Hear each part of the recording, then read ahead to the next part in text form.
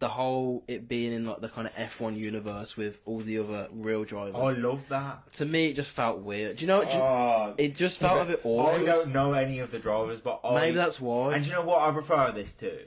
I refer it to Ted Lasso. And Ted Lasso, I love Ted Lasso. But you know what I don't like about Ted Lasso? The fact that the Man City players are just some random like guys.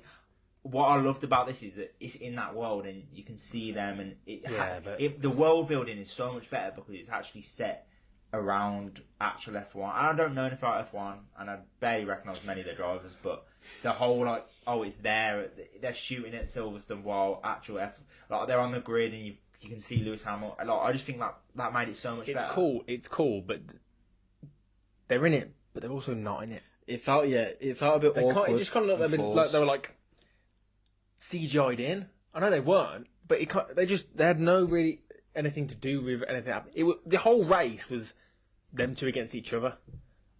Like, there's no emotion with any other racer that affected them. Do you know what I mean? You're not going to get them to actually. Yeah, I know you're not, but like, I think you had some of the like the team principals giving comments. Yeah, and they stuff. like interacted and stuff. Yeah, but they have a lot less stressful. But then even that, just anything with like the real people just seemed it's awkward. It just seemed odd. That's what I they were like, we don't see them from the back. Like, they're too far behind us. Like, there was no like emotion in it. But they're not actors, though, are they? They need to be just treated as a normal interview.